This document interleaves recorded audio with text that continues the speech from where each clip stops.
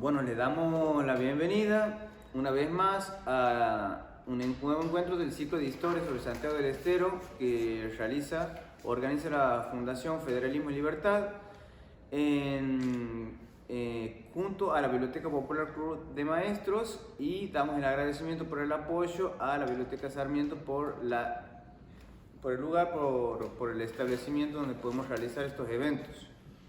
Paso a contarles brevemente que este ciclo de historia es la continuación de un espacio de reflexión, de intercambio, de producción que se ha gestado durante la cuarentena, allá en el año 2020, que tenía un concurso literario en el que participaron personas de diferentes edades con producciones de diferentes géneros literarios sobre la autonomía provincial. La idea era preguntarnos qué habíamos hecho bien y qué habíamos hecho mal a 200 años de nuestra autonomía.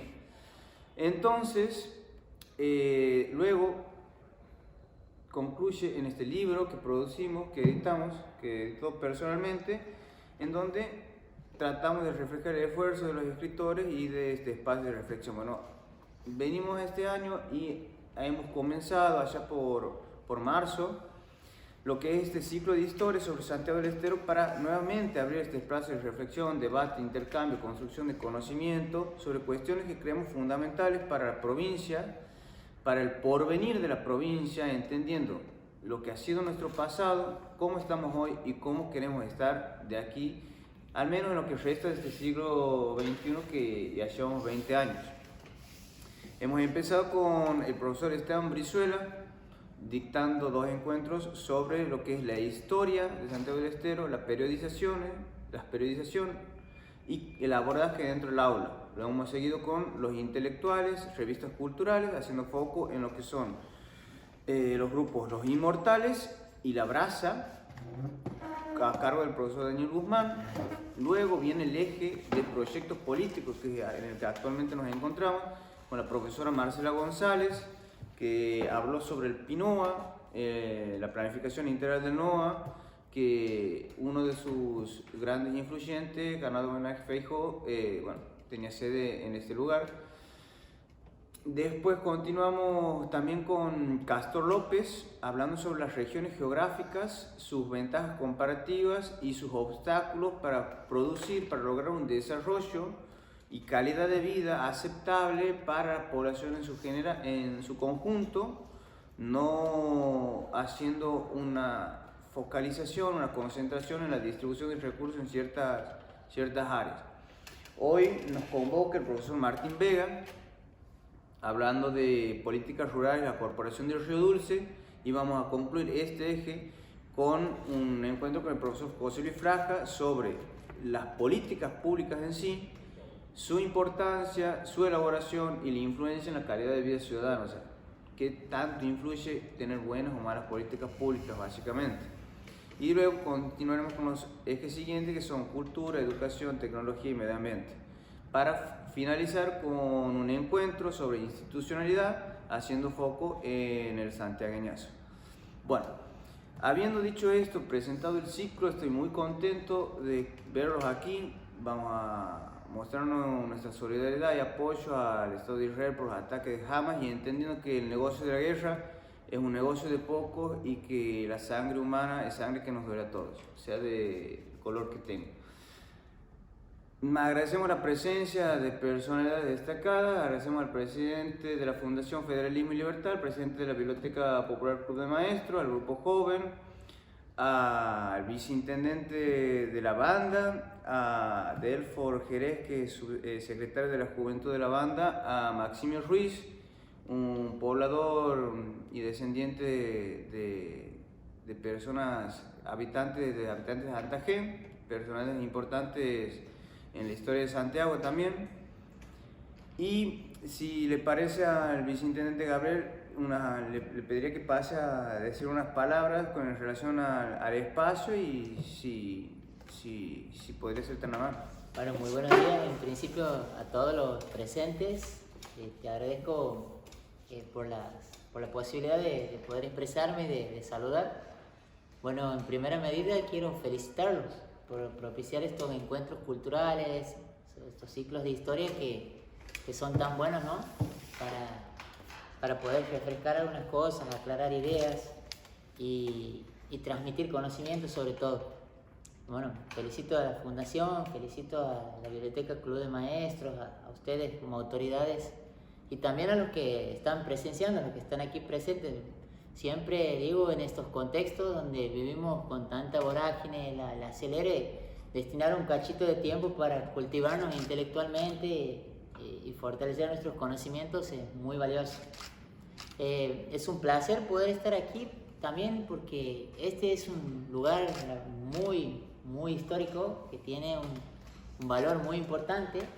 Esta ha sido casa históricamente de reunión de intelectuales, donde incluso se dice que ha surgido el proyecto de la Universidad Nacional de Tucumán.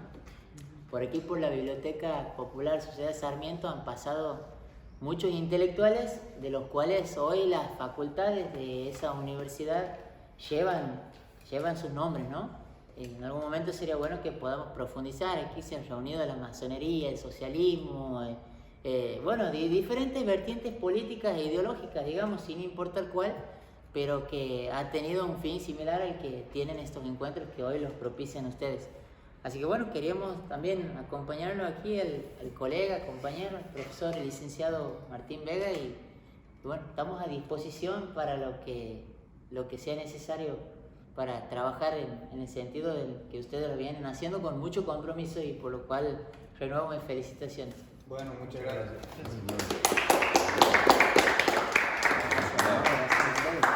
Gracias. Continuamos.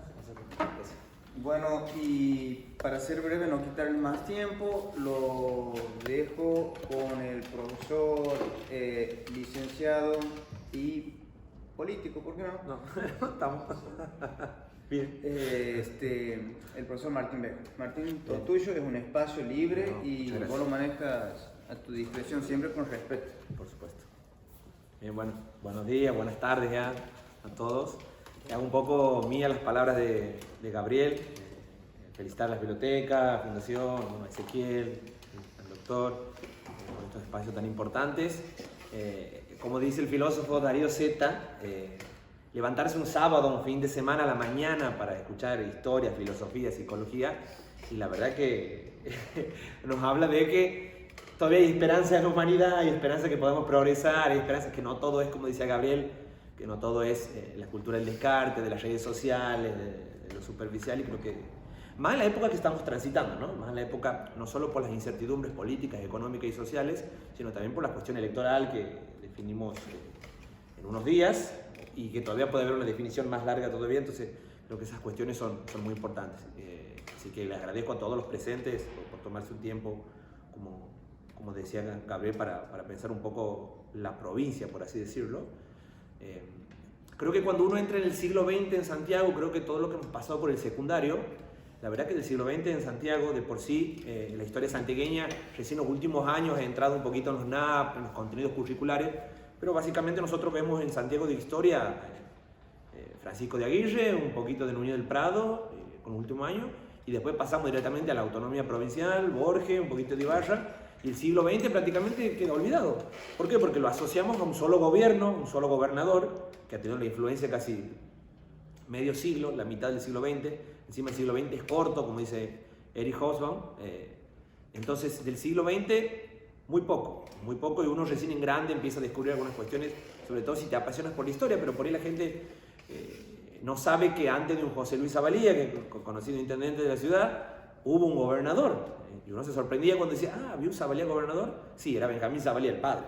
Entonces, uno va descubriendo otras cuestiones. Lo mismo Antenor Álvarez. Sí, gobernador de Santiago del Estero. Sí, entonces uno va descubriendo algunas cuestiones. Lo mismo el colegio Absalón Rojas, que recién hablábamos ahí con Máximo Ruiz en el backstage. También ha sido un gobernador y muchas otras cuestiones interesantes de Santiago del siglo XX que por ahí son olvidadas, son opacadas por un solo gobierno, o mejor dicho, una sola persona, por así decirlo, ¿no? Creo que es importante saber que muchas veces la historia está más vista desde los acontecimientos, ustedes han visto desde las batallas, fundaciones. muy raro que se hable únicamente en los últimos tiempos sobre procesos políticos o proyectos políticos. Creo que ahí está la importancia, porque creo que uno mirando para atrás hoy en día o pensando para adelante, mirando atrás para la historia, mirando hacia adelante en la política, por ejemplo, lo que nos interesa a todos los ciudadanos, y aquí incluye un poco el debate, los dos debates electorales, es que la gente preguntaba qué tipo de proyectos políticos ofrece cada candidato, por ejemplo, que después la historia se va a encargar de estudiar con el paso del tiempo, y por ahí la gente dice, ¿has visto el debate? Se charla, no, pero se atacaba, uno atacaba a otro, el otro se defendía, el otro insultaba. Entonces creo que los proyectos políticos a largo plazo es lo que nos interesa, pero también como vivimos la cultura de la inmediatez, también las políticas de corto plazo quizás son las que abundan en las redes sociales o las que dan los títulos a los medios.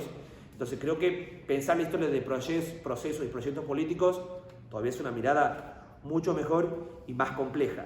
Esto busco que sea una charla tranquila y encima breve. Lo que he elegido que es el gobierno de Zavalía, 3 años más de gestión, bueno, acuérdense que estamos asignados por los golpes de Estado, de factos militares y civiles, y sobre todo el periodo ese post-peronismo, es el periodo conocido dentro de la historia como la semidemocracia, digamos, por la proscripción, ¿no? Entonces, esos 3 años de un presidente que, bueno, mucha gente se ha tomado los valores morales de Arturo Illia, y que vemos que en las redes sociales hoy en día se toma frases de él con cartelitos, una cuestión, bueno, por su carácter austero y cómo se ha retirado de la presidencia. Aquí nosotros tenemos un gobernador de la UCRP que estaba dividido. Nosotros hemos visto a lo largo de la historia que el radicalismo, cuando gobierna el Estado o las provincias, siempre se divide. Cuando el radicalismo se divide, gobierna. Vemos Irigoyen, la diferencia con Alvear, bueno, la unión intransigente de Frondizi, el UCRP de Illia, y actualmente vemos un radicalismo quizás popular de línea alfonsinista y irigoyenista, y vemos también un radicalismo quizás más conservador, más de centro. Y el peronismo todo lo contrario, cuando el peronismo gobierna realmente se une. Básicamente, las políticas rurales creo que hoy ya no está tan, cuando yo hice mi tesis hace 10 años más o menos, se hablaba todavía de políticas rurales. Hoy ya ha tomado otra dinámica, hoy hablamos más de políticas ambientales, por ahí, ha ido cambiando. Y antes también se hablaba del término de políticas agrarias. Si ustedes habrán visto alguno cuando tocaban historia argentina en el secundario, el régimen agroexportador, por ejemplo, era historia agraria, políticas agrarias, porque está vista como el campo desde de una unidad de producción. Realmente los historiadores lo tocaban de esa manera. Y generalmente en las provincias se hablaba de políticas rurales. ¿Por qué? Porque no solo atenía a lo que es parcelamiento, maquinaria, producción, sino también al desarrollo social de las comunidades. Era la idea. Como me explicaba en la entrevista José Luis Zavalía, hijo del periodo que estoy estudiando, del gobernador que estaba en ese periodo, Santiago tiene la particularidad, que todavía hoy la tiene, de que hay comunidades alejadas. Aparte de las comunidades rurales, hay comunidades de parajes alejados. Entonces, unir en toda una cuestión mínima como es la electrificación rural era toda una inversión, y era parte del Estado realizarla. De ahí la importancia de los créditos. Entonces, cuando hablamos de políticas rurales no hablamos únicamente de cuestiones técnicas, sino que hablamos sobre todo del desarrollo de la campaña en todos ámbitos, ¿no? Electricidad, educación, salud, agua, el gran tema que todavía está hoy ahí a Santiago, hablamos ahí con el ingeniero, el amigo. La cuestión del agua sigue siendo algo fundamental, más en los tiempos que vivimos con el cambio climático y todas esas cuestiones. Si no lo seguimos viendo hoy, por ahí vemos al dique de Terma de Girondo. Había una noticia hace poco que hablaban los productores de cómo se ha suspendido el riego, y que se ha dedicado únicamente al consumo humano o algunas otras cuestiones de detalle, y cómo el agua sigue siendo bastión importante. Actualmente se está pavimentando la zona, no sé si se ubican más o menos, la zona en lo que es del departamento Riondo, la zona de los Núñez, Chauchilla, Sausal, que sería la vieja Ruta 9. Actualmente se está pavimentando porque hay un proyecto de hacer el dique El Sausal. El dique El Sausal es una de las ideas que viene dentro de la Corporación del Dulce, dentro de Benjamín Zavalía. Las políticas rurales, en este periodo creo que es el más, creo que es el proyecto político para mí podría decir que casi al mismo nivel que el plan quinquenal del juarismo, del primer gobierno, pero la diferencia está en que el plan quinquenal había un apoyo de nación fuerte, mientras que la Corporación del Dulce y la política rural de Benjamín Sabelía estaba más pensado desde, si bien había créditos del exterior y apoyo de nación, pero era más una iniciativa provincial de desarrollar algunas cuestiones. Eso que más o menos lo vamos a ver algo. Los temas que tocaban estas políticas rurales que tenía la Corporación Dulce, y la Corporación Dulce, parte de esa política rural era la colonización, el empleo, el crédito, la educación y la tecnología. Empezaba la tecnificación del agro como algo realmente muy, muy importante. Ya dejábamos todo lo que es las carretas y pasamos a lo que va a ser semillas, herbicidas, la inseminación artificial, todas esas cuestiones. Aparte del agua, en Santiago históricamente, y que sigue estando y sigue presentándose, en la cuestión de empleo es el empleo golondrina. Todavía es la gran bandera que enarbolaba el justicialismo en su momento, y que las políticas rurales tenían como objetivo era acabar con el empleo golondrina, con determinadas estrategias. Ese empleo golondrina de que se dedicaban a la zafra tucumana. Actualmente todavía vemos gente que va de los departamentos a las cosechas de papa, del melón, del tomate, y también vemos empleados gastronómicos que van durante la época del verano y la época del invierno a Mendoza, la región de la Patagonia de las Nieves, en lo que es el comercio gastronómico. Eso es algo que también, junto con el agua, no se ha podido, digamos, de alguna otra manera, el proyecto político llevar a cabo de cumplir con esos objetivos, de tener una política para que el agua tenga el eje central junto con el empleo, ¿no? También la cuestión de la seguridad era muy importante, porque que todavía vemos que es un gran tema de debate son las cuestiones limítrofes de la provincia. En la década del 70 también estaban esas cuestiones y funcionaba mucho ahí. Quizás similar al DNU, funcionaban mucho los decretos provinciales. Lo que decía el gobernador quizás tenía más validez que la legislatura local, que por ahí demoraba en tomar algunos temas o llevaba tiempo. Por ahí las cuestiones de los trabajadores del algodón en Santiago se llevaba más en lo que establecía el decreto provincial en sí, que cuando se juntaban algunos representantes gremiales o se intentaba una legislación por ahí que no se llevaba a cabo por el enfrentamiento ideológico entre el radicalismo y el peronismo. Los decretos provinciales funcionaban como marcos regulatorios en muchas cuestiones. En materia económica, nosotros, el siglo XX es el modelo agroexportador, luego un estado de bienestar, luego pasamos al desarrollismo de Frondizi. Aquí estaba Eduardo Miguel, era el gobernador de la provincia, y luego pasamos a un desarrollismo cepalino keynesiano. Hemos encontrado cierta definición, por así decirlo, un poco armada. Porque, ¿qué diferencia? Se supone que el desarrollismo de Frondizi era, a través de capitales externos, desarrollar la industria fabril, la industria pesada de nuestro país, para salir de esa dependencia de ser el granero del mundo, como lo llaman algunos todavía. La idea de ese desarrollismo cepalino keynesiano era de obtener créditos y desarrollar lo agrario. ¿Lo agrario por qué? Porque, como decía Eric Hobsbawm, el historiador marxista, a partir del año 40 empezaba una revolución verde en el mundo. Pero ¿qué pasaba? Esa revolución verde hacía que la política agrícola de la Comunidad Económica Europea y el bloqueo estadounidense a las materias primas de las demás naciones hacía que sí o sí vos tenías que desarrollar tu campo, tu agricultura para adentro, para que se pueda consumir y a la vez mejorar para poder exportar. Era, digamos, de alguna manera tratar de agregarle más valor agregado a nuestro campo, a nuestra producción, para poder saltar esos bloqueos de alguna otra manera, tanto europeos como estadounidenses. Esa era, de alguna otra manera, la idea de la matriz, y por eso la importancia del BID, del INTA, de Agua Energía, de la CFI, el Consejo Federal de Inversiones, que había sido inaugurado hace 4 años más o menos, y el primer préstamo se lo otorga prácticamente a Santiago, 5 millones de pesos. Hobsbawm nos dice que a partir del 40 empieza la mecanización del agro y la cuestión del monocultivo. Después tenemos otro historiador como David Reeve, que es norteamericano. Él dice que ahí empiezan nuestros males, dice él. ¿Por qué? Porque se empieza de alguna otra manera, dice él, se empieza a instalar la tecnología en el agro para de alguna otra manera fomentar el extractivismo, dice él.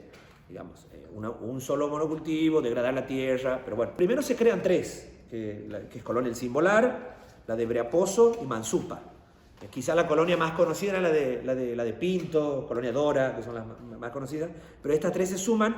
Después hay dos éxodos, digamos, mover geográficamente la comunidad hacia otro lugar cerca. Uno era la Villa Riondo, Villa Vieja Riondo, Villa Nueva Riondo, y la otra era la famosa Colonia Tinco, que era como, me contaba Dora Santos, que fue asistente social en la Corporación del Dulce, que cuando ellos tenían que hacer el éxodo, la gente como pasa mucho, la gente rechazaba eso, ¿no? ¿Por qué me tengo que ir de mi tierra? Si aquí se han creado mis ancestros, mi familia. Bueno, habría que explicarle un poco que la Corporación Dulce tenía no solamente la construcción de la central hidroeléctrica que demandaba los tiempos, sino también que ese éxodo también le iba a permitir tener un poquito más de hectáreas. La AFI me decía que la idea era darle 25 hectáreas para que la trabajen, para que se desarrollen, y después el Estado poder otorgarle el título correspondiente, porque uno cuando habla de Corporación Dulce piensa únicamente en el dique o piensa en las usinas eléctricas, y no, hay todo un trabajo social, rural, hídrico de fondo, y hace que sea interesante. Osvaldo Barsky, en un libro de políticas agrarias de América Latina, él dice que lo importante es el crédito a tasas bajas, tanto de organismos internacionales como nacionales. La importancia también de la tecnología, que también ahí juega mucho el INTA, porque imagínense en el 60 los tractores nuevos que estaban llegando, Deus, por ejemplo, era una marca, Massey Ferguson. Los primeros que desembarcaban aquí, generalmente, no había poder de compra quizás, entonces el Estado otorgaba a través del INTA, el INTA compraba esa maquinaria y se los arrendaba, se los alquilaba, se lo prestaba en un comodato.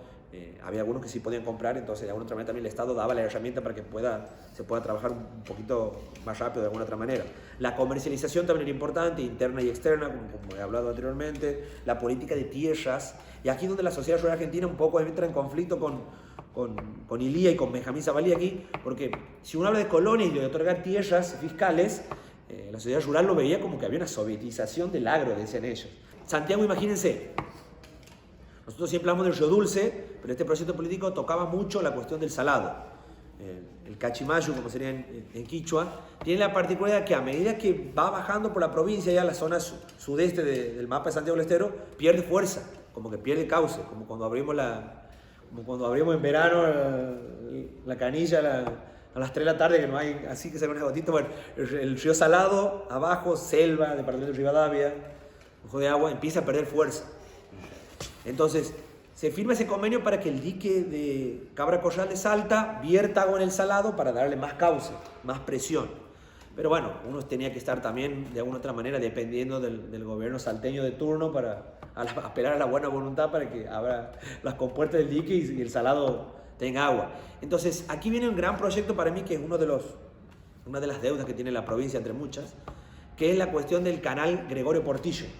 Gregorio Portillo, para que no lo conocen, fue presidente de la Comisión Nacional del Bermejo, el río que está bien al norte de Santiago, Salta, y se forma aquí una comisión regional y estudia esas cuestiones y saca la idea clara que para no depender de Salta, del dique Cabra Corral, había que tender del Bermejo y el Salado, no sé cómo, imagínense dos ríos paralelos, no tengo ahí, había que tener un canal que cruce las dos provincias. Imagínense cuántos kilómetros ese canal, ¿no? Más o menos a la altura de Figueroa. Había que tener un canal que cruce dos provincias con una erogación en aquel entonces, parecía un poco mucho más caro, entonces había que ponerse de acuerdo, tener un canal que se extendía muchísimo, por cuestiones quizás financieras, pero también sociopolíticas, porque después viene el golpe de Estado del 66, queda trunco, pero eso es uno de los grandes proyectos frustrados, e invitamos a que las futuras generaciones, los futuros políticos, se puedan, algún día, ¿por qué no soñar con los años tener el canal Gregorio Portillo. ¿Qué le podemos poner a Gregorio Portillo o le podemos poner el nombre de un santiagueño ilustre? ¿Por qué no? Y se firmó otro convenio con Catamarca también, lo que es la Comisión Interprovincial de Apropiación Agrícola con Catamarca. La cuestión de Fría sigue siendo un puente importante para Santiago. Entonces, de alguna otra manera, eso del norte grande que veíamos en el Pinoa, está un poco también en la Corporación del Dulce, y eso que la Corporación del Dulce prácticamente era beneficio para Santiago del Estero nomás. Pero las provincias también veían eso, que apoyando de algunas políticas, sobre todo del BID, el Banco Interamericano de Desarrollo, con el préstamo, también se iban a ver de alguna otra manera beneficiadas. Porque imaginémonos que la central hidroeléctrica dentro de la corporación era como la segunda en el país, de alguna otra manera, en esos tiempos, en la mitad del siglo, porque antes teníamos el Chocón en Neuquén, y esos modelos, por lo que he podido averiguar, ¿no? Charlando con algunos arquitectos para la entrevista, ellos me decían que el modelo es el Asuán, que está en Egipto. En Egipto hay una represa que se llama el Asuán, y que el modelo que ha tomado Latinoamérica en muchas de sus construcciones, de sus represas hidroeléctricas, era ese modelo. Después los invito a que googleen Asuán o vean en YouTube. Entonces se tomaba básicamente eso como modelo. Después había otra colonia, con la colonia Izcayacu, si la escuchó nombrar alguna vez, es una colonia de piloto que no ha funcionado, que se ha tratado de llevar a cabo. O sea que en el gobierno de Zavalía se efectivizan 3 colonias, las que he mencionado, 2 con éxodo, una piloto, y hay una que se le da mucha preponderancia, que es la colonia Pinto. Se intenta, pero como digo, imagínense que 3 y 4 años, un mandato actualmente para un poder ejecutivo, es poco tiempo. Imagínense 3 años con la presión política y social, que era el periodo de semidemocracia. Y estas colonias buscaban de alguna manera eliminar los intermediarios. Pasaba un poco con ILSA, que era la industria láctea santiagueña, que quería comprar a bajo precio para luego revender más caro, me contaba la AFI. Entonces, ¿qué hacían los santiagueños que tenían tambo? Le vendían directamente a los tucumanos, a la COTAM. Si me está comprando esta empresa el litro de leche a $1 para luego venderlo a 3, voy a COTAM que me paga $2, $1 más de lo que... y gano un poco más. Entonces, esta cuestión del intermediario, que lo vemos hasta el día de hoy, y creo que es una de las cuestiones de lo que vemos hoy en día un poquito con formadores de precios, con los alimentos, ¿no? Sigue estando la importancia de alguna otra manera, no digo saltar, pero sí lograr ciertos acuerdos para que, bueno, el productor también pueda cobrar, ¿no? Y el productor también te habla no solamente de esos monopolios, sino también del Estado. También siempre me comentaban algunos ingenieros agrónomos que también el Estado, la cuestión de las retenciones es un gran debate para ellos. Bueno, ellos le dicen retenciones, otros hablan de derecho de exportación. Permiso.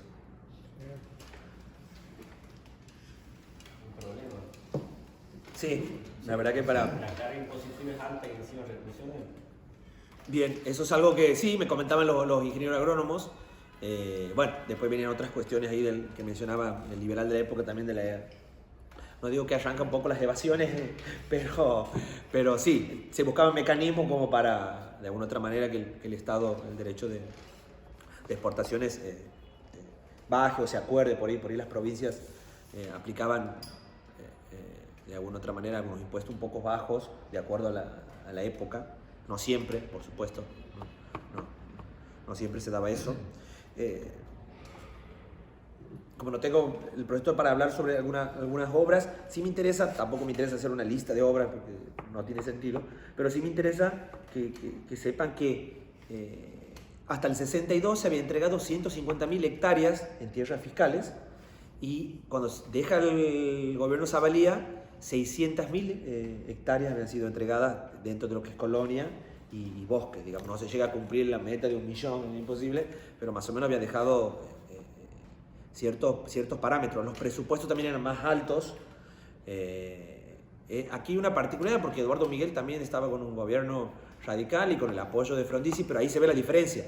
El gobierno de Frondizi se buscaba la industria fabril, mientras que aquí se volvía un poquito a las raíces, una mezcla entre agroexportador y estado de bienestar con Ilia. Entonces, desde ese punto había unas diferencias. También se habían duplicado la electrificación rural, la pavimentación empezaba, las escuelas refaccionadas, inauguradas. Por ejemplo, no existía el crédito para los ganaderos, por ejemplo. Zavalía, ¿qué hace? Da crédito hasta 400.000 millones de pesos, da crédito a los ganaderos y le da la concesión que manejen el frigorífico 17 viejo frigorífico 17 de octubre para que lo trabajen. Y luego se duplica mucho la producción de algodón, de trigo, de maíz. Bueno, eso hablamos con el ingeniero Herrera, que me decía que, bueno, que Santiago es fuerte en lo secano, me decía él, en la cuestión extensiva. Y bueno, totalmente lo lado opuesto en aquel entonces era lo intensivo, lo de la cuestión de los cultivos húmedos, el zapallo, la cebolla. Bueno, creo que eso está volviendo hoy en día un poquito. También, bueno, de acuerdo, también los contextos climáticos son distintos de hace 60 años, también la cuestión de la tecnificación, de los fertilizantes, eso también vemos como hoy es un producto importante, los fertilizantes, si no miramos la guerra en Ucrania y Rusia. Entonces esas cuestiones también jugaban dentro del presupuesto, los apoyos y cómo se trabajaba. Hay una cuestión también interesante que es la Dirección General de Bosques, que empieza a tener relación con la Facultad de Industria Forestal en aquel entonces. Acuérdense que la Facultad de Industria Forestal llega a Santiago, quizás antes que la universidad misma, eso hablamos con el rector Héctor Paz, que era un anexo, me explica Abel, de otra universidad, de la Universidad de Córdoba, y que recién con el tiempo, bueno, estamos trabajando ahí con Gabriel sobre el primer rector que ha tenido la Universidad Nacional, que es bandeño. Estamos ahí investigando, justo en los 50 años de la UNCE, pero bueno, la facultad ya existía antes que la UNCE, por así decirlo. Y luego también había relación con, bueno, los primeros egresados entran a trabajar de alguna otra manera en la Dirección General de Bosques. Eso me contaba el AFI. Y también me hablaba de que también estaba la industria forestal, el Instituto Forestal de Industrialización y Administración, IFIA. Y pasaba una cuestión con la madera, ¿no? Algo que nosotros vemos del obraje en Santiago, como de alguna otra manera ha extraído un montón de durmientes, postes, leña y carbón, y como eso ha desangrado nuestros bosques, por así decirlo. Lo vemos con Dargol, por ejemplo, la denuncia que él plantea a Chiquebracho.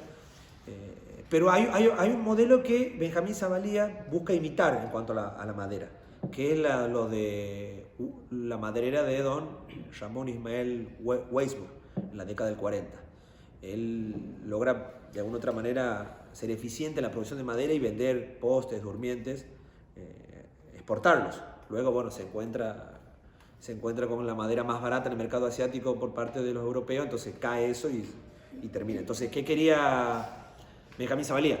Volver un poquito 20 años atrás y que el IFIA y la Facultad de Industria Forestal trabaje un poco con la Dirección General de Bosques, otorgar tierras fiscales para que se pueda volver a exportar todo esto que es durmiente, postes, carbón y leña, que hay una gran diferencia ahí, y poder desarrollar y poder vender. Quizás algunos me planteaban, me acuerdo cuando les presentó la tesis, me decían, bueno, pero seguimos con el extractivismo, me decían, porque de alguna manera sí, seguramente sí, sin duda, sobre todo si lo vemos con hoy. Acuérdense que si vemos nosotros los ojos de hoy, el pasado, obviamente que hemos evolucionado, por así decirlo, o creo al menos, en cuestiones morales y sociales. Entonces, claro, el extractivismo seguía nada más que lo que hacía Benjamín Zavalía era agregarle más empleo, porque imaginemos, si le agregamos valor agregado a ese durmiente, eran por lo menos 5 empleos más en una maderera, en una carpintería, en una fábrica. Entonces, desde ese punto lo hablaba. Y aquí ocurre algo importante, porque, por ejemplo, siempre se daba que la explotación de los bosques en Santiago lo hacían las empresas privadas, particulares, que pagaban un canon y se dedicaban. Aquí no, aquí lo que busca Zavalía es por primera vez que el Estado tenga, al menos intente equilibrar. Siempre la diferencia era grande, yo tenía un gráfico que era grande, aquí se une un poquito y luego vuelve después del 70 otra vez a haber diferencia. Y el Estado, bueno, vamos también a nosotros a explotar un poco, el Estado se dedicaba más a la leña, por ejemplo, mira la diferencia, el Estado era más de la leña y obviamente el sector privado era más del carbón. Empezamos ahí, se dejan los postes y los durmientes ya y ahora van por el carbón. Creo que el carbón hasta hoy en día sigue siendo un negocio para muchas comunidades en el interior, la quema de carbón sigue siendo fuerte y ahí, bueno, el día que el carbón ya no sea utilizado como materia prima, que yo pienso que por otro también, por las cuestiones del cambio climático, va a ir dejándose por otro tipo de, bueno, hay muchas ideas con los bonos verdes de desarrollar otro tipo de energías alternativas, también ahí las comunidades tienen que reinventarse o las políticas públicas también atender eso, ¿no? Que creo que va por ese lado. Entonces el Estado se dedicaba a explotar las leñas y el sector privado el carbón. Bueno, bien, para ir cerrando ya, para no seguir haciéndolo largo, básicamente creo que el proyecto político de Benjamín Zavalía, porque la Corporación Dulce fue un proyecto político, no solamente para la zona de Riondo, Capital, Banda, porque ya tenemos el dique de los Quiroga ya, se inaugura después, un año después, aquí se le da el dique de Termer Riondo y el de Sausal, que muchos dicen que va a ser realidad pronto. De alguna otra manera, este proyecto político marcaba la idea de combatir el empleo golondrina a través de la colonización, a través de créditos y tecnificación, y la entrega de tierras, y la cuestión del agua, ¿no? A través no solamente de la corporación, sino la idea esa del canal Gregorio Portillo, que para mí es innovadora. No sé si existirá en la Argentina, eso también materia de investigación, un canal con el kilometraje que querían hacer ellos, ¿no? Bastante, hablando casi 500 kilómetros, era tremendo. Y encima tocar 2 provincias con lo que conlleva el agua. Las profes de Pinoa decían que para ella sigue siendo, cuando revisan el programa del Pinoa, sigue siendo el agua la cuestión y el empleo golondrina a desarrollar. Para mí, mucha gente cuando hablaba de Benjamín Zavalía no lo conocía, nunca habían sabido que, ni siquiera sabía que todo era José Luis nomás. Y José Luis también cuando lo entrevistaba me decía, bueno, a mí me conocen. Lo único que se acuerda de mi papá, dice, son personas que han muerto o gente grande del Comité Radical. Pero qué bueno también en las escuelas, ¿no? Seguramente lo habrá hablado con Esteban, que en las escuelas también el programa de Santiago del Estero toca esas cuestiones, ¿no? Del Santiago del siglo XX no ha habido solamente un solo gobierno, un solo gobernador, sino que ha habido un proyecto político para mí que es la Corporación Dulce y ha habido intentos, que es el Pinoa. Y el plan de Antenor Álvarez, de alguna otra manera, si bien él tocaba más las políticas sanitarias, también la cuestión del Parque Aguirre y todo eso tenía mucho que ver, ¿no? Y los convenios nos muestran que las políticas públicas, en este caso rurales, necesitan de convenios, ¿no? Y eso por ahí lo que los argentinos por ahí vemos que si todos queremos un proyecto político, sobre todo en esta época electoral, del partido que sean, de alguna otra manera tiene que ser un gobierno de unidad nacional, de alguna otra manera. De alguna otra manera no pueden gobernar de manera sectaria o de manera ideológica, porque bueno, los acuerdos realmente se necesitan para poder desde construir un canal hasta pedir un crédito. Y si yo me pongo de manera ideológica de un lado y del otro, y quizás me digo, no voy a pedir un crédito a tal organismo porque es estadounidense, o no voy a exportar carne o cerdo a tal país porque es socialista. Entonces, creo que es importante que todo lo que le haga bien a la nación, nosotros en este caso tomamos Santiago del Estero, tiene que sumar y nos queda mucho todavía en cuestiones de proyectos políticos, pero no solo en la provincia, sino a nivel país. Entonces, creo que, vuelvo a repetir, agradecimiento a todos los que han venido y a Ezequiel, a la biblioteca, a la fundación, de que es importante ver que porque por ahí en la cultura de inmediatez y que por ahí uno escucha que Argentina va como improvisando con algo de los años en sus políticas. No, sí ha habido proyectos políticos y que para mí igual tienen que volverse a reflotar porque hoy en día se gobierna con equipos. Ese personalismo para mí hay que dejarlo de lado, creo que parte del siglo XX y siglos anteriores, pero para mí el siglo XX tiene que tener con los personalismos y este siglo XXI creo que los proyectos políticos deben primar sobre los nombres. No digo sobre los partidos, porque creo que los partidos siguen siendo diques contenedores importantes para los pensamientos de cada uno, pero que de alguna otra manera aunque tampoco hablamos de partidos políticos, hablamos de frentes hoy, creo que los proyectos políticos es algo muy importante y que la historia no la enseñemos o no la veamos como grandes héroes, grandes batallas, grandes fundaciones, sino que veamos que para que una sociedad pueda desarrollarse necesita de proyectos políticos. Y repito, proyectos políticos son grandes acuerdos. Sí o sí, por ahí hay que dejar de lado cuestiones ideológicas, cuestiones sectoriales para poder llevar a cabo. Y creo que en Santiago, sobre todo, la cuestión del campo, el agua y el empleo golondrina es algo que tenemos que seguir desarrollando para que todos los santiagueños vivamos aquí y que tengamos nuestra familia aquí y nuestros últimos días pasemos aquí. Nada más, muchas gracias.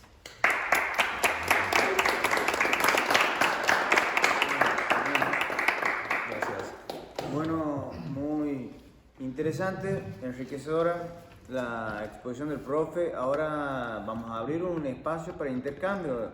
Es libre y la idea es que pregunten, comenten, y aunque les parezca que su pregunta no tiene razón de ser, no importa, porque puede ser la duda de algún otro o puede abrir al intercambio. Así que usted lleve el tema. Sí, no hay ningún problema.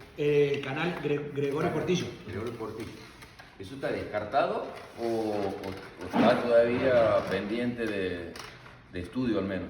Mira, yo creo que está porque la Comisión Nacional del Bermejo ha hecho el informe. Gregorio Portillo decía que él se ha encargado únicamente de ir con un equipo de estudiar el Bermejo. Entonces dice, el Bermejo es quizás el río más importante y menos tomado en cuenta, dice él le daba más valor que el río Paraná, porque dice, permite el comercio, digamos, permite la zona de riego, tanto del NOA como de Bolivia, de Perú, de Paraguay. Entonces, bueno, con todo el valor agregado que se puede agregar y exportar. Y en la COREBE, que es la Comisión Regional de Bermejo que toma el NOA, Zavalía en uno de sus aportes dice, bueno, aquí está la falta de agua para Santiago, aquí combatimos Santiago tirando ese canal. A mí me ha dicho José Luis que el proyecto está, que él lo sigue teniendo, él me da una copia a mí, él lo sigue teniendo en su casa, como recuerdo, como museo, y que está, y que el día de mañana él espera que algún político, que algún gobierno de turno lo retome. Obviamente que uno también necesita la buena voluntad de un gobierno salteño, que creo que eso no habría ningún problema. El tema quizás es la cuestión nacional. Bueno, necesitas también, y los créditos internacionales. Creo que tampoco sería un problema los créditos internacionales, porque todo lo que es infraestructura, el BID, el Banco Mundial, lo financia. Pero sí, creo que la voluntad política es lo que termina por ahí empujando o destruyendo los proyectos políticos. Pero ese canal yo creo que hoy en día es muy necesario y sería una inversión bien aprovechada. ¿Qué estrategias realizarías vos para que toda esa fracción del siglo XX que pasa desapercibida tenga un mayor impacto, sobre todo en la educación en escuelas o en la sociedad misma? ¿Qué estrategia crees vos que sea la ideal para que esa historia que pasa inadvertida en ese siglo XX tenga mayor impacto en la sociedad? Bueno, yo creo que con los chicos de hoy, que con las redes sociales, la masificación de las tecnologías, hay profes que ya lo vienen haciendo, ¿no? Que han escrito fascículos un poco de la historia de Santiago del siglo XX. Creo que de alguna otra manera es adecuar los tiempos y empezar a crear contenido, TikTok, Instagram, de alguna otra manera de visibilizar, pero no a manera de sátira ni actuando, no, sino mostrar un video con una foto de Benjamín Zavallía y contar quién era en 30 segundos. Con otra pedagogía. Claro, exactamente. Yo creo que los tiempos de hoy llevan a eso. ¿Quién fue Antenor Álvarez? ¿Sabías que Antenor Álvarez, el hombre de la Hospital de Independencia, fue el gobernador de Santiago del Estero? Y contar 2 o 3 cositas. Creo que eso es necesario. Quizás los profes de historia deberíamos hacerlo, sobre todo en receso, época de receso. Pero bueno, hay que sentar y grabar también, con todo lo que conlleva, y editar. Creo que si ustedes ven los youtubers o los influencers, ellos terciarizan la edición, porque si no, no podrían hacer mucho contenido. Entonces creo que los profes de historia tenemos que, quizás los que somos más jóvenes no habría ningún problema, pero quizás los profes de 50, 60 años, a punto de jubilarse, les cuesta quizás la cuestión de las redes y todo eso. Pero para mí la única manera de poder enseñar esa historia del siglo XX olvidada, sí, es a través de las redes, de los medios digitales. Creo que no hay otra manera, por lo menos por ahora. Me olvido. Y encima con la inteligencia artificial y el chat GPT, creo que podríamos, una foto ni siquiera tendríamos que contar nosotros quién era Benjamín Zavallía, sino capaz que podemos hacer hablar a Benjamín Zavallía con una voz y que cuente qué he hecho, Antenor Álvarez, Canal Feijó. Hoy la inteligencia artificial nos permite, digamos, reproducir con la voz del mismo personaje en cuestión, de la misma figura histórica, y poder contar todas esas cuestiones, pero esto como una forma complementaria también de las currículas. Creo que más o menos a eso apuntabas vos, incorporar más a la currícula, digamos, la historiografía santiagueña. Creo que se ha dado un paso. Yo estoy de licencia ahora, no estoy en el ámbito docente de manera directa, pero se han dado algunas modificaciones, ¿no? Se ha dado un paso sobre eso. Pero sí, coincido con lo que dice Martín. Creo que hay que complementarlo nosotros desde la sociedad civil, los historiadores, las personas que hacemos cultura, digamos, buscar la estrategia haciendo uso de las herramientas tecnológicas es una muy buen elemento. Y si me permiten, no sé si he terminado de dar respuesta ahí. Sí, está perfecto. Gracias. Perfecto, licenciado. Bueno, a mí hoy quiero pedirte un repaso ahí del dato me ha resultado interesante, de cuando comienza Benjamín Zavalía en el 63, si mal no recuerdo, había un proyecto de dar de otorgar tierras, digamos, que se contaban con 2 millones de hectáreas. 1 millón era para las colonias y otro 1 millón era para la explotación de bosques. Esos números me interesan un poquito y por qué Benjamín Zavalía, en el marco de esos 3 años, logra cumplir en menor porcentaje, digamos, de ese proyecto y después automáticamente se adjudican 600.000 hectáreas, una como para acercarse más al millón ese que estaba previsto. ¿Qué habría pasado? ¿Qué le habría impedido avanzar un poquito más en eso? Bien, bueno, es verdad, era bastante ambicioso el proyecto de 1 millón de bosques y 1 millón para las tierras de colonia. En cuanto a los bosques, no hay un dato exacto, pero yo estimo en cuanto a las investigaciones que más o menos 400.000, 500.000 hectáreas trabaja el Estado, ahí a la par, digamos, paralelamente con el sector privado. Y en cuanto a lo de las colonias, y esa entrega de 600.000 que llega a él, que obviamente no puede terminar de llegar al millón porque, bueno, por una cuestión de duración de mandato, necesitaba seguramente un mandato más, terminar el primer mandato y un mandato más, por un lado. Segundo, también, en la Corporación de Dulce, un dato que me faltaba, se había entregado 60.000 hectáreas, más o menos ese era el promedio, casi un 10% de los 600.000 se entrega a las zonas del departamento de Riondo, Tinco y Villa Riondo. Ahí me contaba Dora que había rivalidad entre Colonia Tinco y Villa Riondo, creo que la sigue habiendo, pero en Colonia Tinco hay menos habitantes actualmente. Junto el éxodo más o menos era casi parecido los mismos días y bueno, ahí había ciertas trifulcas, lanzamientos de piedras, todo contaba ahí. Ellos no sabían que era tan enemistado, entonces se movía. Yo creo que si uno mira 600.000 es bastante entregar tierras fiscales, pero encima había que darle seguridad jurídica, porque las colonias después el Estado tiene que efectivizar, entregar las herramientas, las maquinarias, con todo lo que conlleva eso en 3 años. La verdad que es bastante intensa la política. Obviamente que el apoyo del BID, del INTA, de Nación, del CFI, ha sido clave para poder hacer mucho en poco tiempo. Porque en Santiago hasta el 62 tiene 150.000 hectáreas nada más. En 3 años casi lo duplica, un poquito más. 600.000. Creo que también había esa revolución verde, esa tecnificación del agro. Creo que también permitía el contexto que estén los créditos, que estén las políticas, que en lo social también el empleo golondrina también llevaba a combatirlo, pero bueno, también hubo fracaso, porque por la colonia Izcallacu se establece, se dan las tierras, todo, pero la gente, no sé si por impericia o por desgano o porque sentía que el clima quizás no era el ideal, termina abandonando la colonia y vuelve al empleo golondrino otra vez. Entonces, creo que por un lado, ojalá, y aquí volvemos a la vieja discusión de la tierra ociosa del Estado, ¿no?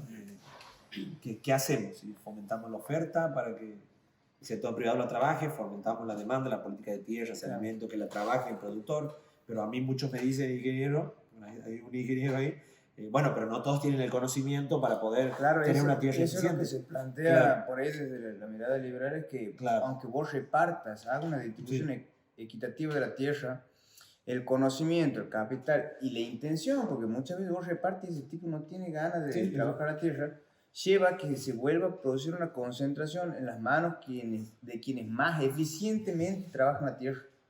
Entonces, y si esas manos son muy pocas, se vuelven grandes monopolios, oligopolios, grandes terratenientes. Ese es el tema. Y con el tema de la tierra ociosa siempre está el tema.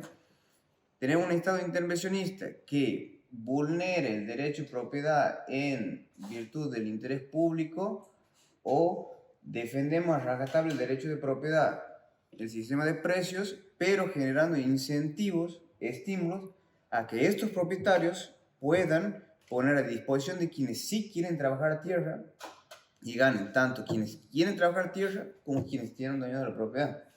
Entonces, por ahí creo que viene la posición. ¿Sí hemos charlado? Sí. Bueno, el Cayacu sería el ejemplo para el lado del sector liberal, por así decirlo. Porque ¿qué dice? Bueno, ven, estos pobladores no sabían trabajar, por eso terminan dejando todo.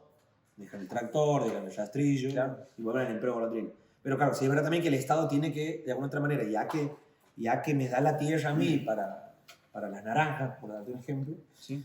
Bueno, del Estado, si me da la tierra también, eso buscaba Benjamín Zavalía, te doy la herramienta para que te capacites, un tractorcito, claro, una semillita. todo lo que implica la producción. Claro, pero bueno, todo eso es, obviamente, es dinero, es voluntad política, por eso para mí ha sido el último proyecto político y para mí el segundo más importante, y yo lo pongo a la par del plan quinquenal, porque el plan quinquenal de Justicialismo Santiago con Carlos Juárez... ¿Podrías explicarme un poco? Porque lo has tocado así, no lo has explicado. Claro, bueno, no es mi área, pero el plan quinquenal básicamente era poner infraestructura pesada en Santiago, que se debía, ¿qué infraestructura social pesada? Escuelas, comisarías, bueno, la cárcel de Coronel Pinto la hace Benjamín Zavalía, por ejemplo, que era una grande de las demandas. Pero por ejemplo, en el juarismo, en el primer gobierno, hay una discusión, para mí lo de juarismo no es peronismo en Santiago, que siempre lo divido, pero bueno, son discusiones históricas y chicanas entre los historiadores. Porque para nosotros por ahí nos dicen el peronismo en Santiago, y digo, no, el peronismo no, el juarismo en Santiago. Bueno, trata un poco de diferenciarlo, pero esas son interpretaciones de cada uno, sobre todo de los historiadores. El plan quinquenal lo que buscaba era que todas las provincias no tenían los servicios básicos. ¿Qué digo? Las escuelas únicamente estaban en las ciudades, las pocas escuelas que había en las provincias. Entonces el peronismo dice, nosotros nos vamos a dedicar a través de la sustitución de importaciones, a fomentar, de alguna otra manera, empezar a crear con las cuestiones de la obra pública y la materia prima, a crear escuelas, hospitales y comisarías. Esa es la idea. A eso nos dedicamos. Nos dedicamos todavía a electrificación rural, nos dedicamos todavía a la pavimentación. Redistribución para obras de infraestructura básica, elementales, como puede ser seguridad, educación y salud. El peronismo buscaba eso porque no había.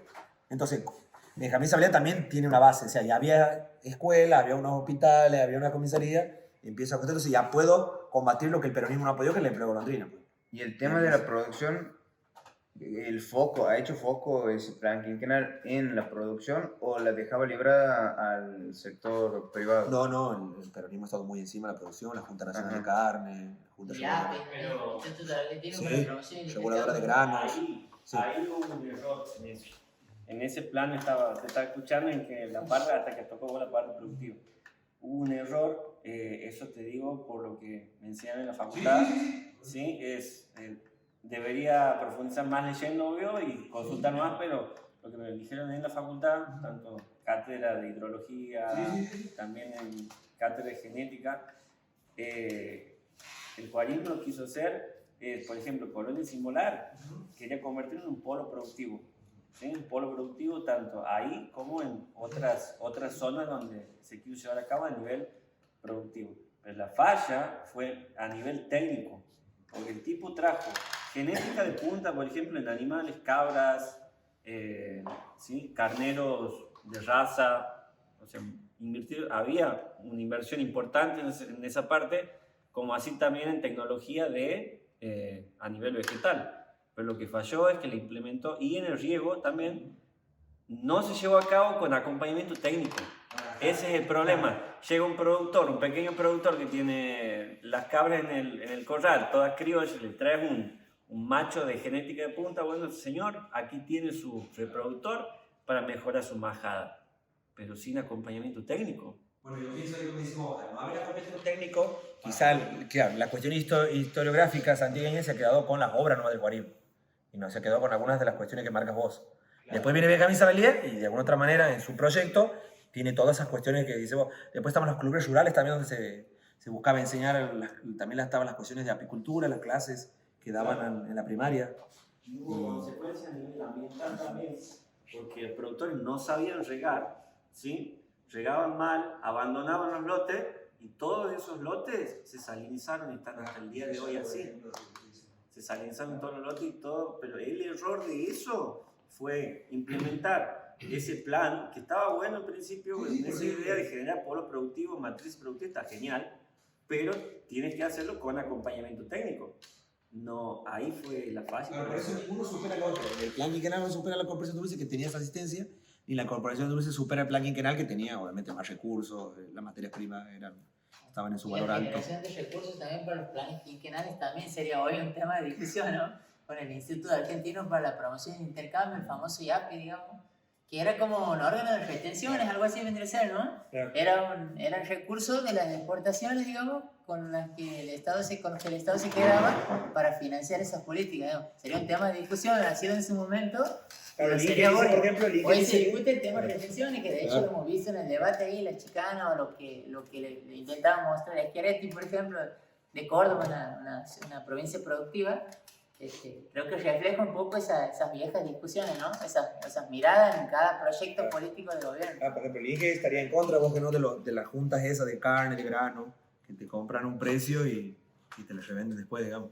Y se quedan ellos con las ganancias. Sí, el Estado. No, todo tiene que tener un equilibrio, sin contra no estaría. Ah, hay bien. que, no hay que, como lo que planteaban hace un rato, hay que ver en la salida liberal esto sin atentar contra el derecho de Claro, la choca ahí, propiedad. sí.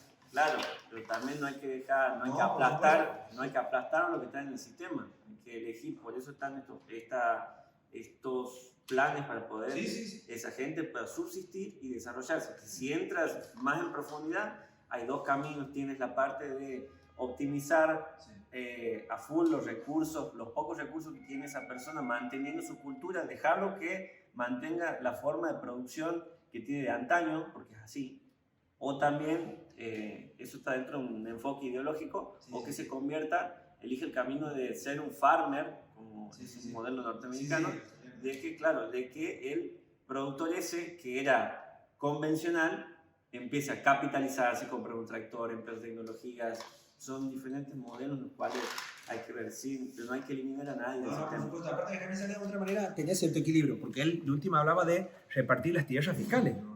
Nos tocaba, claro, las Y lo tierras privadas. interesante es que volvemos al punto que tocó acertadamente del consenso político y consenso social, apartidarios, fuera de sesgo ideológico, necesarios para poder elaborar un plan que le sirva a toda la población. Y lo que generalmente pasa también es que esos planes son elaborados en torres de marfil que están alejadas de la sociedad y fallan en cuestiones prácticas que son trabajo de campo, de andar, de conocer la zona, de conocer al productor, de conocer cómo hace la cultura, de conocer la idiosincrasia.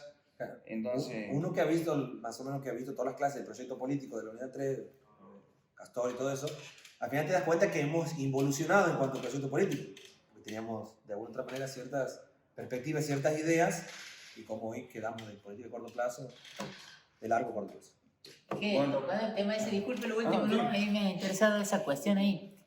De su mirada, ¿cree que las colonias menonitas incorporan un poco eso de dejar o de equilibrar ahí entre lo rudimentario y la incorporación de tecnología? ¿Puede ser? Algo está cambiando, sí, porque vos tenés, de los menonitas, yo pensé que todos eran rudimentarios, con tecnología convencional, pero no. Hay grupos, hay algunos que están abiertos como todo. Hay gente que está abierta al Incluso cambio. le venden a los productores. Exacto, a los sí. maquinaria. Con decirte que se compran su camioneta, ya con eso es diferente. Yo siempre pensé que los menonitas eran personas muy ortodoxas y con toda su cultura, obviamente, incluso pero es que lo ven, es que creo que es una cuestión natural de inercia ya, o sea, del ser humano, que busca mejorar. Entonces hay, como todo, hay gente más abierta a los cambios, como también gente más cerrada, no nos vamos a producir nosotros así, listo, no me molesten. Pero hay una cuestión del ser individual. Y con respecto a los productores y cómo son culturalmente, es increíble. La zona de productores del norte del área de riego es ultra diferente a la zona, en la cuestión de kilómetros nada más. La cabeza es diferente, es increíble. Lo del este, lo del oeste son todos diferentes. Y en cada situación te tienes que amoldar y buscar la manera de acordar con todos para poder mejorar todos. Pero es una cuestión organizativa. El problema es la organización. Son muy complicados para organizarse.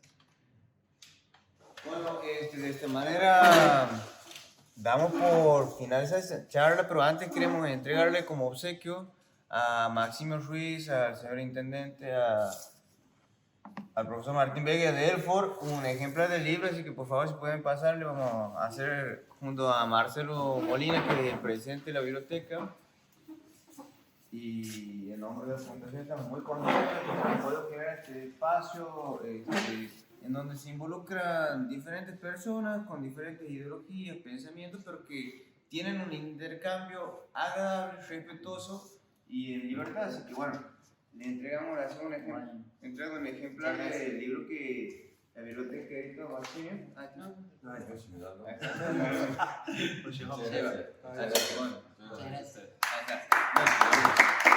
Gracias por venir, disculpen la demora y lo esperamos el jueves a las 19 horas en la Facultad de Humanidades. Va a estar el profesor Flaca, así que los que pueden llegar se va a hacer un gusto recibirlos.